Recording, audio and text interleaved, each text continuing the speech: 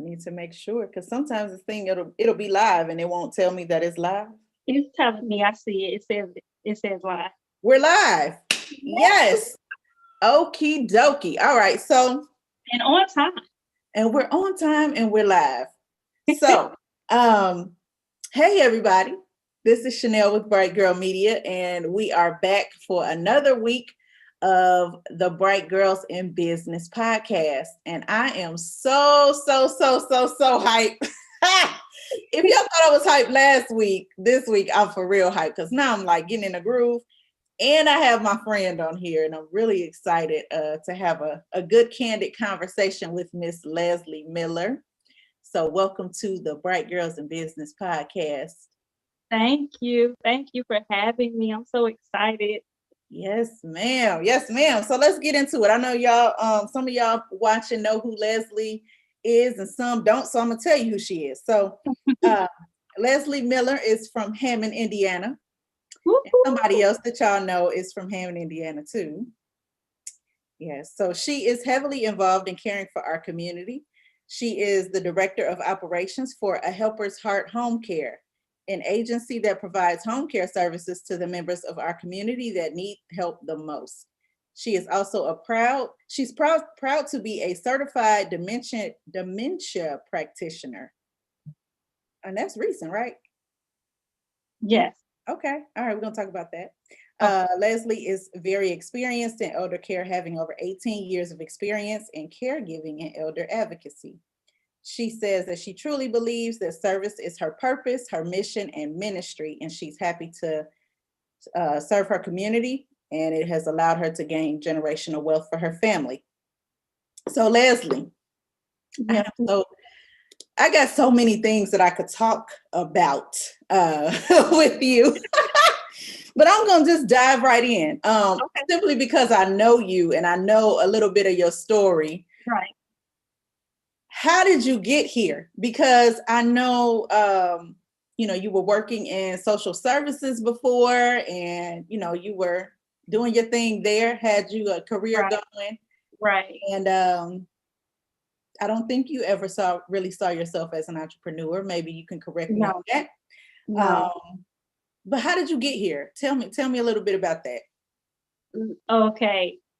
Long story short, but not too short. I cared for my father in many capacities over the last 13 to 18 years of his life. Actually, I started when I was about 18, caring for him in some type of capacity, whether it was advocacy, whether it was making his doctor's appointments, so forth and so on. And my mother said to me, and mind you, I'm 18, you're maybe 20, 21 by this time. My mother said to me, my biggest testimony will be what I was doing with my father. And I was like, okay, all right. So I'm thinking, okay, so maybe I should become a social worker. I was thinking along those lines. And that always stuck with me.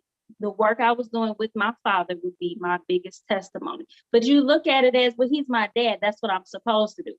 Mm-hmm. So moving forward to 2016, I was driving down Indianapolis Boulevard where Wicker Park is. So Wicker Park was on my right. And I just was crying out to the Lord because it was things going on. I picked up a lady one day. It was her and her 3 kids. They were walking from the grocery store in the dark. I was pregnant, mind you. I picked them up and I dropped them off, and I went home to my husband and I bawled my eyes out because, one, the Lord was definitely with me because anything could have happened to me in that moment. But 2, just knowing that had I gone a different route or different things happened in my life, that too could have been me. And just the spirit heavy on me of wanting to help people. So I'm driving down Indianapolis Boulevard and I'm just crying out to the Lord. And I said, I can't help it that you gave me a helper's heart. And since 2016, that was something that was just heavy on me. My son would come in and say, he's a helper's heart. He has a helper's heart. Never knew really where I wanted to help. I was trying to start a nonprofit. I went there, still working in that. But January 12th, 2020, we were all laying in the bed watching a movie. I won't say what movie because I'm writing a book later on. And so I'm saving that for the book. But we all were watching a movie and the Lord just revealed it. He revealed my life to me. He revealed my purpose in that moment. I started jotting everything down. And from January 12th, 2020, I have been working day in, day out, nonstop at a Helper's Heart Home Care. Wow. Wow. I love that. So Wow. let me tell you what just a couple things that you said stuck out to me. So I'm like tracing the story and I'm like, okay, where I can take it this way, I can take it that way, I can take it this way. Something that I love about what you said though is especially in light of the fact that you really didn't see yourself being an entrepreneur, but you knew you had that passion to help people. Right. That is who you are at your core. Right. Right. So it's like that's who you are. So it's easy to when you step into your purpose and you step into God's plan for your life, when you are just being who you are created to be. Right. Because somebody else could have drove down Indianapolis Boulevard and could have just passed. Hundreds of people probably passed that family and didn't stop. Right. And anybody could have watched that movie and never been inspired to do what you're doing. And so I love how in our lives it's like small little sparks. And I think we all get those things, but sometimes we're moving so much or we're so distracted by other things that still small voice we don't really hear and pick up exactly wrong with. So so I appreciate the fact that you were sensitive enough to hear and to heed. Right. So, but within that, I remember speaking to my mom about it. I remember now I'm in the process now. So I'm in the process. I'm doing all the behind the scenes business part of it. And I remember going to my pastor and I was a little torn. I believe this is my purpose. This is my purpose. I know this is the purpose that God gave me, but making money on my purpose, how do you tie that in? And he told me, I do believe that the Lord makes room for our gifts, that we can be fruitful and benefit and get paid from our gifts. So I was torn in that aspect a little bit as to why, okay, Lord, you gave this to me, but should I be charging?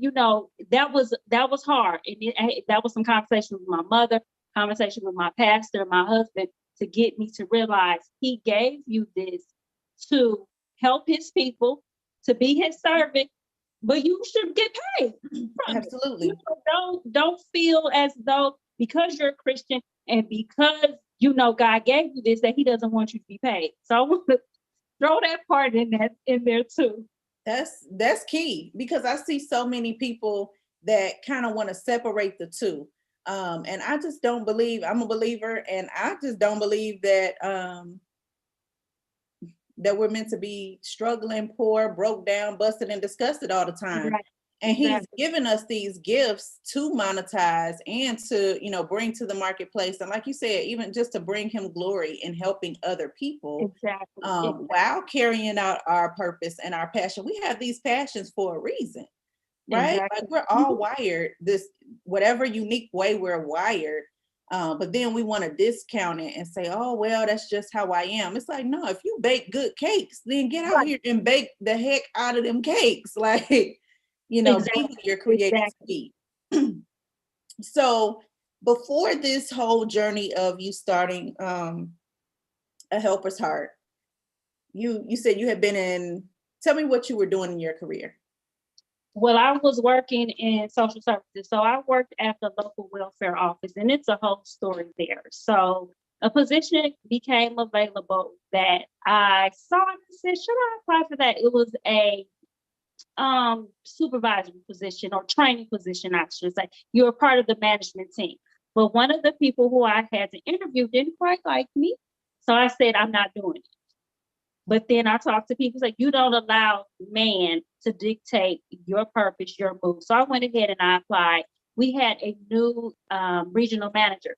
So in the middle of the interview, we're sitting there, we're interviewing, and she prophesied over my whole entire life, Chanelle. She told me, this is not your, now this was 2019. This was 2019.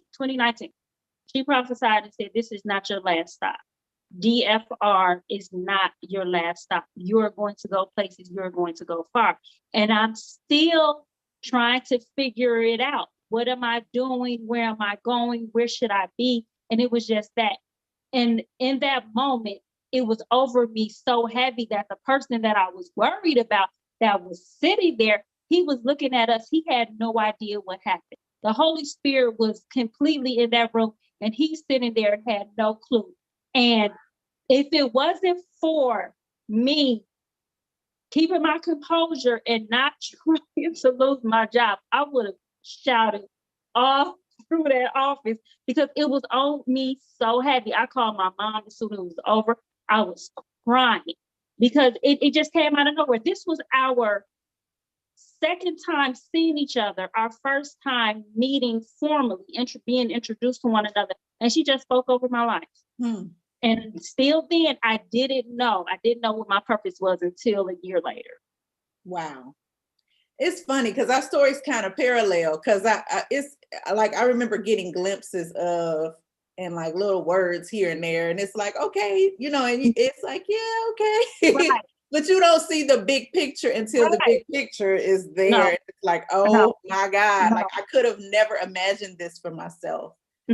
Or I never could have seen this for myself. So how did you transition from, okay, you were going for the supervisor position, you were working, everything, this lady speaks into your life, to now full-time entrepreneur? Like, where's that gap? What happened?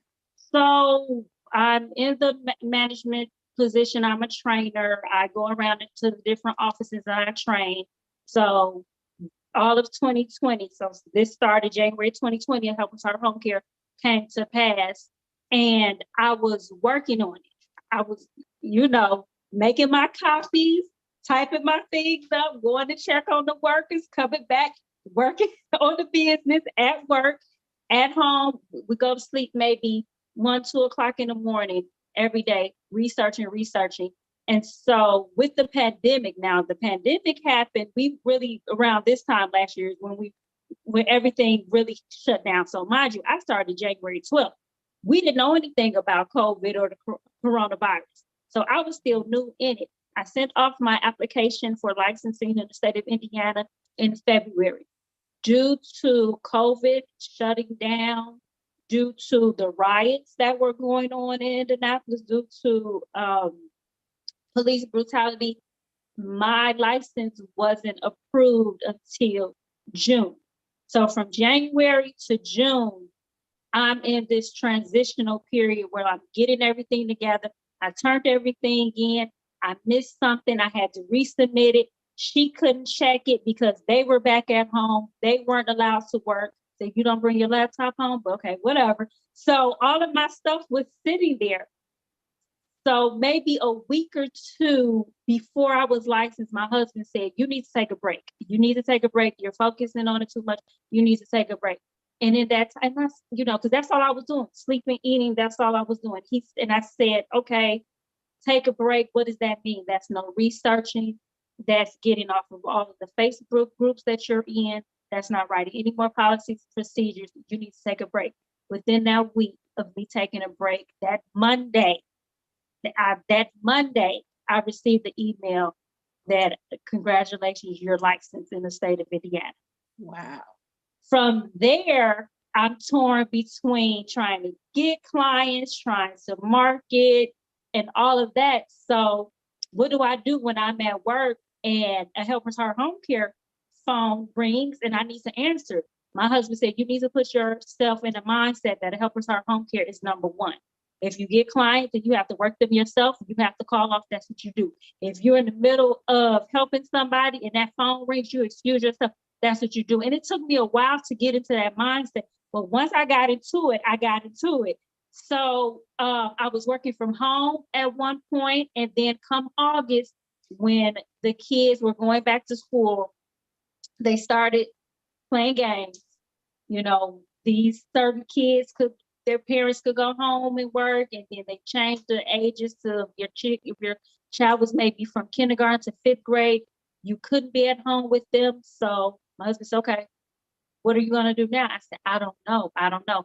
He said, okay, well, we have to figure something out. So I prayed about it. I knew I couldn't leave my son home alone. So I started calling off. Now I gave them ample notice that I have to do what I have to do. My son is at home.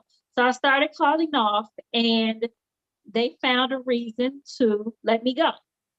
And it was, yeah.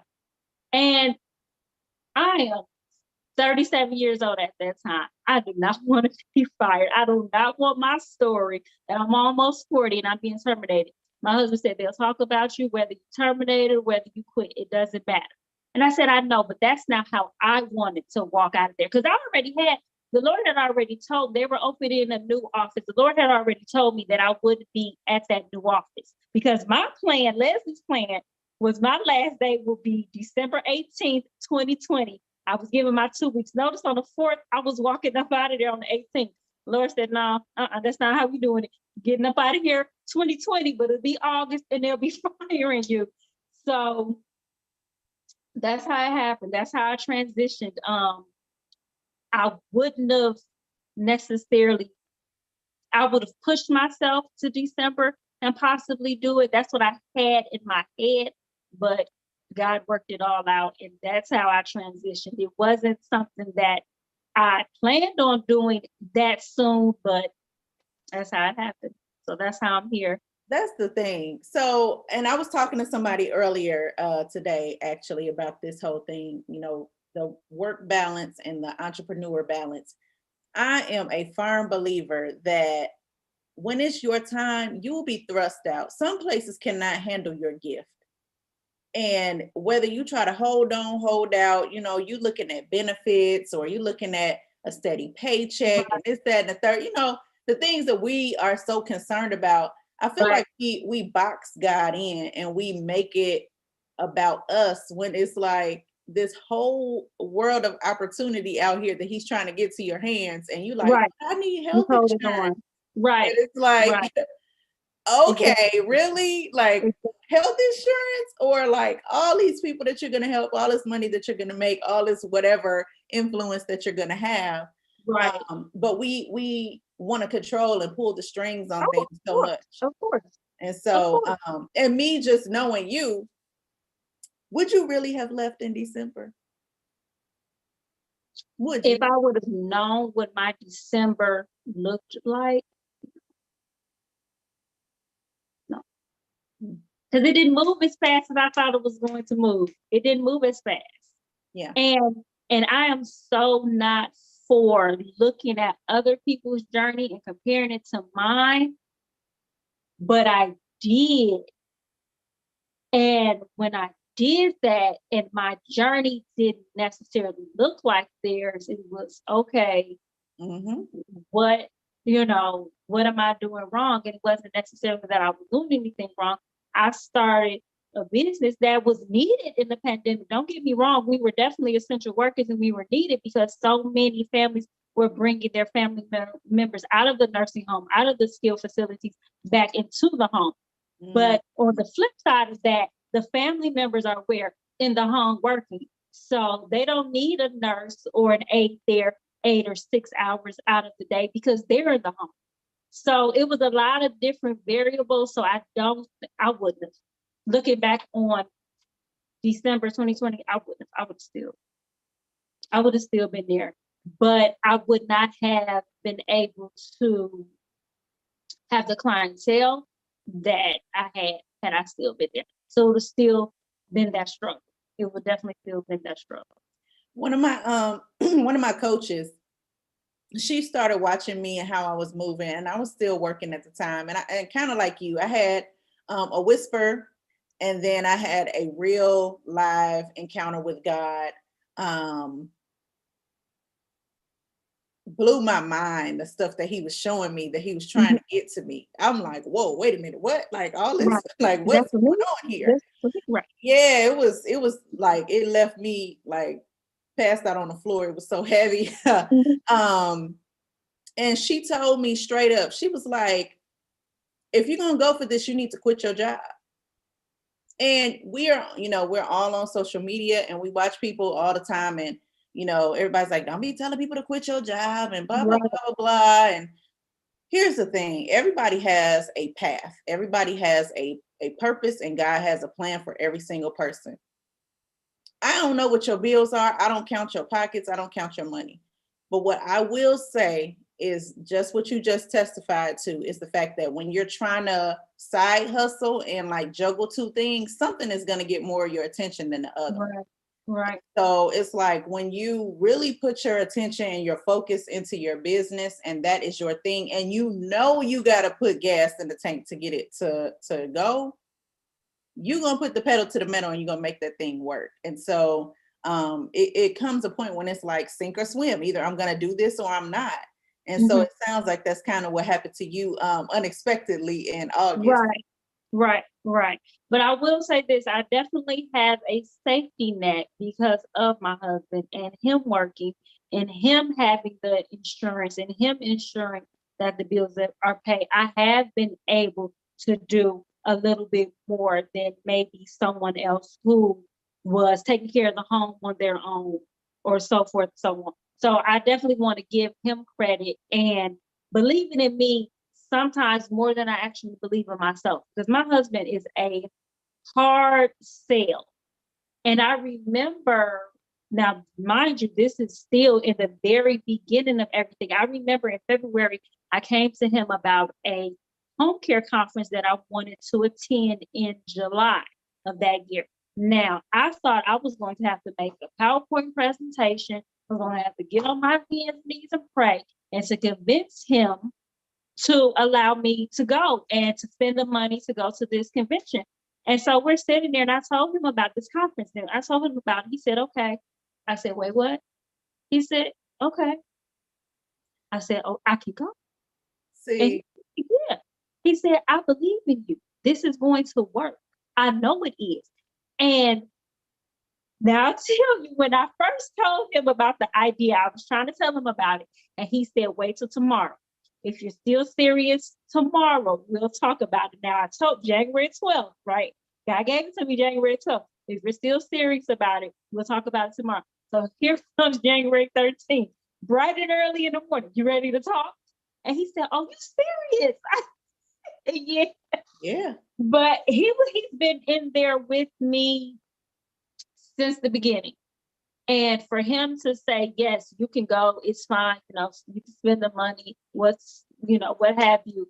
It was a true blessing because in that moment, I knew that if he did not believe in me and he was just, giving me smoke just to appease me in that moment, he believed in me. And he knew that this was going to be something huge for us and our family. That's powerful. That's really powerful because there's a lot of people out here, whether we acknowledge it or not. I'm just gonna say it. I'm single, so I don't have nobody to account for.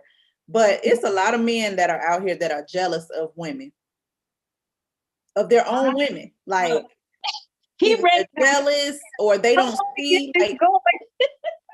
Like, he had to see in you just the same way that lady in that interview saw. They see in you what sometimes, other people see in us stuff before we see it. Like we take stuff for granted. Sometimes we never see it.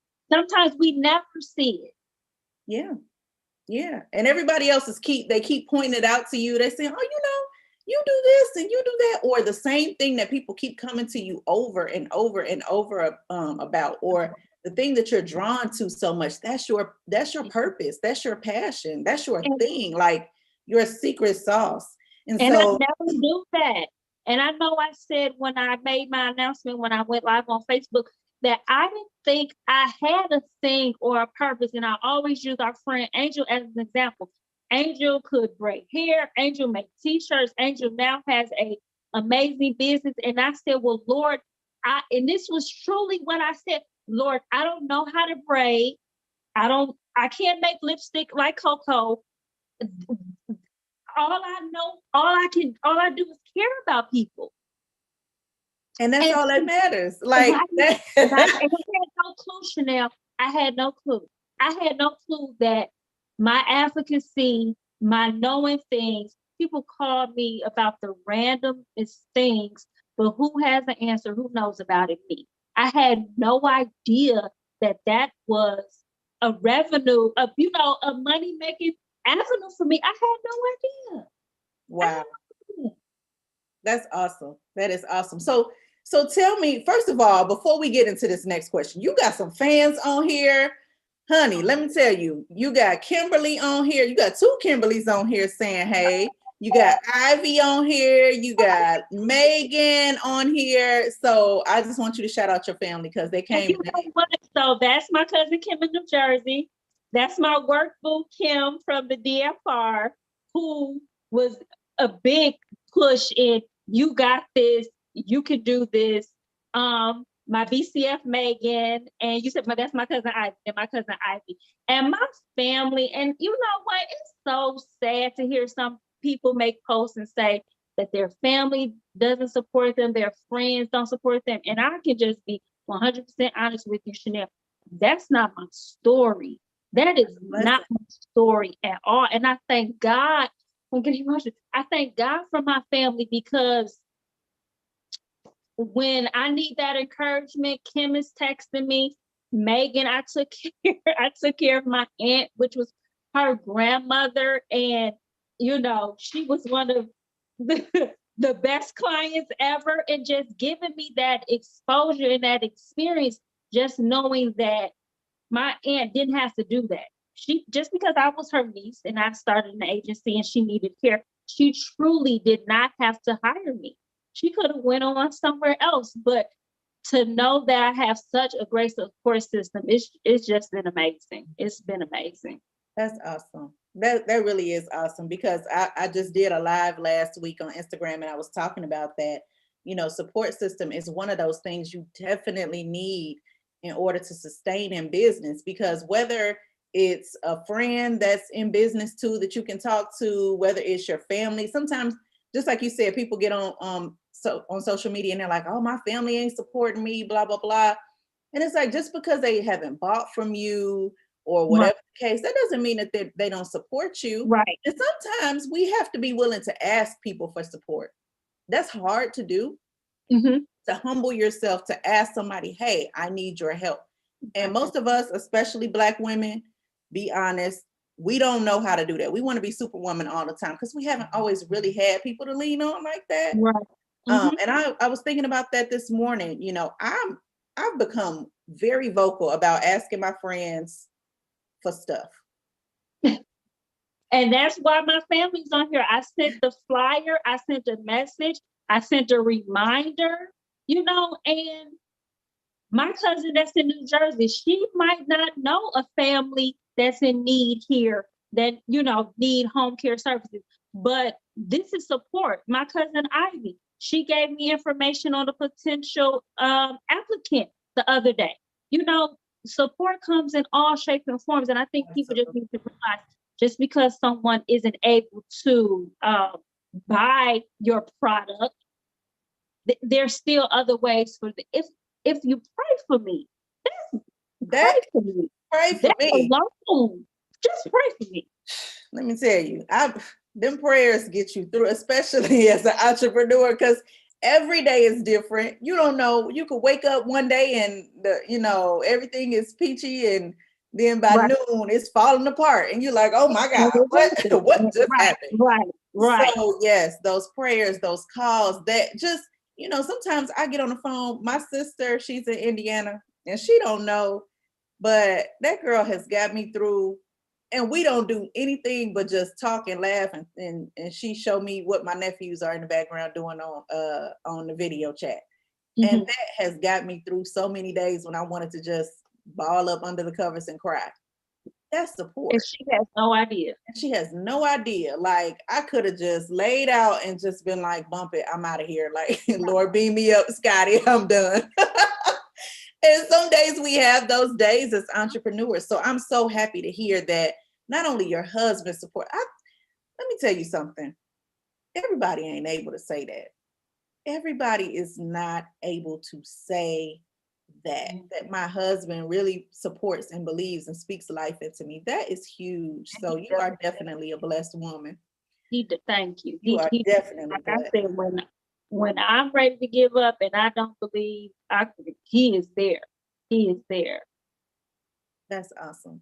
So tell me a little bit about what you do. What's the day-to-day thing at A Helper's Heart? What do you do? I know there's a distinction between like healthcare Right, services and the right, home care services that you offer. So tell me a little bit right. about that.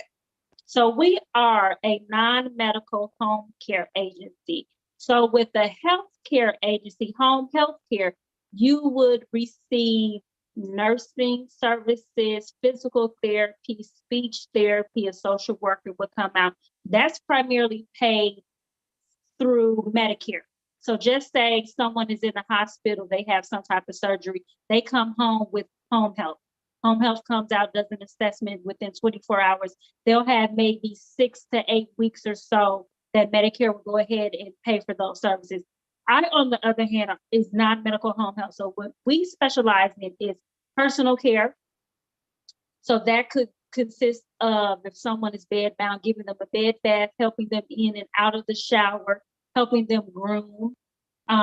Homemaking services, we can tidy up the home, like housekeeping, um, wash their clothes, wash their linens, medication reminder. So a lot of our elders forget to take their medicine, so we can give them that gentle reminder of when to take their medication. Meal prepping, that's something else we do. Go to the grocery store, shop for them, pick up their laundry, pick up their prescriptions, take them to the store. So we are able to do, I wouldn't say a lot more, but our line of work and the tasks that we complete versus home health, it could be totally different. So we have a partnership with one of the local home health agencies in our area. So when someone calls in and said, we need companionship, we need someone to sit with mom for 4 hours while we're at work, they would call our agency to go ahead and complete those services, because home health, they can't, Medicare is not going to pay for companion services. Okay. So the day to day, because I am still somewhat of a one woman show, you see, I have on the scrubs. Today, my day consisted of calling back applicants, setting up Zoom interviews, going out to meet a new family, to set them up for services, start them on services, and then at 1 o'clock, I had to go and actually service one of our clients. Wow. So you juggling a bunch of different hats and a bunch of different balls, huh? Yes. That's awesome. Let me tell And you, I that know is the that's best. not, that's not ideal. And it's so funny because some people become entrepreneurs to do less work and not have so much on them. And that's possible, somewhere down the line. But usually in the first year or two, you are wearing many hats until you can afford to hire office staff, till you can afford to have enough staff to cover shifts. Yeah. And that's okay, because early on in your business, you definitely want to have your hands on things. You want to be able to see how things happen, how things work. And that's going to help you to be a better CEO down the line, because when your employees start coming to you with different issues, you know how to help them navigate them. So that's totally okay. Just keep grinding it out until you get to the point where you can have a full staff, and then you're looking around like, oh my God, I can't believe I have this. Right. Exactly. Yeah. Exactly. And That's awesome. that's always been my motto. I never like to have a manager or someone who told me what to do, but never actually did the job. So I really have a huge issue with that. So that's why I definitely, but amongst other reasons, definitely like to have my hands in a lot of things in a lot of areas in the business. So I have that knowledge. And so when I do have more employees, I can say, okay, I dealt with that client. I know they like it done X, Y, and Z. And then one other thing I like to do when we first start a case, I like to work the case at least the first 2 weeks in order for me to get the routine down. So when I go ahead and bring in the care provider, I can train them to the way the client likes X, Y, and Z done. I like that. I like that. So what's next for Lesley and A Helper's Heart? Where we going with this thing? What we doing? I don't know. there's some things that I'm still just building, still trying to continue hiring, continue marketing, but I would love to venture out into transportation, providing transportation services, getting one of the vans, the handicap accessible vans, so we can transport clients to and from appointments. My husband and my mother said that they believe my gift and my next calling is hospice. I've actually had two clients, one mainly who passed away, and I was able to render care to them in order for their family to have some rest and not have to deal with some of the things that no family member would actually want to do unless they, it's a tough situation. So that was on my list. And it's funny because when the Lord gave me a help to our home care, he gave me about 4 or 5 other businesses that are related to the home care industry. Like when he put it on thick. Ooh, That's okay, Lord. I love it. That's what he does. I don't do nothing small. We do stuff small. He does. Exactly. Oh, goodness, I love that. So I just wrote it all down. Said, okay. All right. So hospice, that does take heart. Let me tell you something. To be able to do what you do, to have the patience and the heart and the gentleness and the love to be able to care for our elders, that's a special thing. I love older people. They have so much wisdom and wealth in them, and just they end up getting overlooked because everybody else is moving so fast around them. And so I think that it is absolutely phenomenal. It is so commendable that is something that you do. And I've always been drawn to the elderly population. Some people that have an old soul, and I always say, you can have the babies, take the babies. I want the elderly. And I have one client who is sharp as a whip, remembers everything that has ever happened. I could ask him anything about anybody who grew up in our surrounding area, and he knows it. And it's just, if I could just sit with him for hours on end, I would, because he's like the information and the knowledge he has about our area is just phenomenal. And it just does something to me. I just love every time I get to interact with him. And he actually was a friend of my grandfather's. So to hear stories about my grandfather who passed when I was 3 is phenomenal. So the first time he mentioned my grandfather to me, I was a little taken back because I assumed he was talking about my other grandfather. But to hear he was talking about the one that I really didn't get to have much time with, I'm at your feet every day. Come on, let's talk. What else did he like to do? Wow. Older people are like living history books, like They for real. They really are. And I mean, the stuff that they can tell you about and experiences and the wisdom, it is just like, OMG. It's just, I tell people all the time, if you have a grandparent, if you're an adult and you have a living grandparent, cherish them. I didn't have, as an adult, I haven't had any living grandparents. And so all my grandparents passed when I was young. Okay. But to be an adult and to be able to really just soak that up and to enjoy their company, that's such a blessing. Yeah. That's such a blessing. So it's like you're getting paid double. You're getting paid, with money, but you're getting paid with so much more. That's awesome. Oh yeah. And that's what matters. That's what matters. Being able, and the littlest things, like, ensuring that if you're giving them a bath and you need to pick out their clothes, don't pick out their clothes for them. Give them 2 options. Keep them in the game. Allow them to continue making those small decisions, because something like that to us, it's okay. I pick out my clothes every day. they're not able to do that anymore. So show them 2 different shirts. That's one of my clients. You want to wear this one, this one? She said, it doesn't matter. I said, no, come on, let's pick one. Just including her in we call it activities of daily living. So just including her in the ADLs allows her to remain and keep that independence, because once their independence is gone, it's hard. Yeah. Wow. Well, Lesley, let me tell you something. I'm blessed just hearing this. I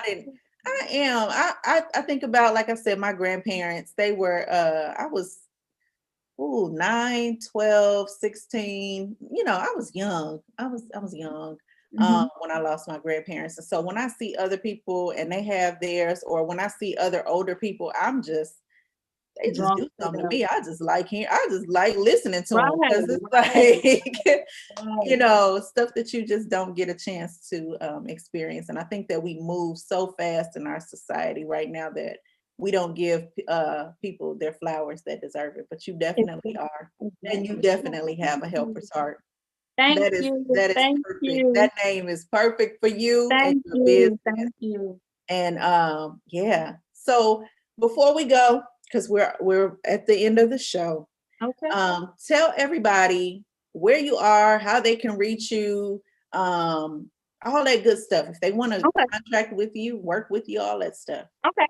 So a Helper's Heart Home Care is licensed in the state of Indiana. We can provide care to the entire state of Indiana, but right now we are focused on Northwest Indiana. So that is Lake County, Porter County, the main counties that we work with right now. We can be reached by phone at 1-855-435-7370. Our website is www.ahelpershearthomecare.org. Shout out to BrightGirl Media, who created our website. We can be found on Facebook at A Helper's Heart Home Care. And I like to tell people that it's A Helpers with an S on the end heart. People think it's Helper's Heart or A Helper's Heart. I'm so particular about my baby's name. It's A Helper's Heart Home Care. Email is info@ahelpershearthomecare.org. We have an application on our website if anyone is looking for employment, who love the elderly, who has a career background in home care. If not, we do have a training program where we can bring you on and train you. And then we have a place on our website where if you need help, if you know someone, if you have referral, you can put that information there as well. That is so awesome. Lesley, I'm proud of you. I tell you this all the time off camera. I tell you all the time. I am telling you this publicly to the world, the YouTube universe, and all our friends and family. I am very proud of you. And I am just excited to see you blow up to 8. Like Kim said, you're going all the way up. That's what she said in the comments. So she is absolutely right. You have a loving support system around you. Let me tell you, just the fact of what you're doing, you can't help but be blessed. So I just wanted to speak that over you and tell you how I appreciate you and appreciate you for being here today. And of course, for being a client of BrightGirl Media. Of course. Everybody on this live, I sent the website to, and I don't know if I know they didn't just do it because they didn't want to hurt my feelings, but the response I got from my website, everybody loved it. I mean, you did more than I could have even imagined for my website. And I thank you so much for that. Thank you so much for that. Well, listen, just like helping elderly people is your gift, me being creative and all that stuff, that's my gift. So when I get a chance to do it, I love it. So if anybody that's watching this needs help with your marketing or launching a business and all that other good stuff, come chat with me. I would love to be able to help you. If you are a woman entrepreneur and you need a community, join us in Bright Girls in Business. We have a group of over 500 Black women entrepreneurs on Facebook. We would love to have you in the group, chit-chatting and communicating, networking and building. And other than that, we will be here next week. We have a whole nother guest next week. And we will be here every Monday at 6 p.m. Central for the Bright Girls in Business show. And until next week, I'll holla at y'all. Thank you. Thank you.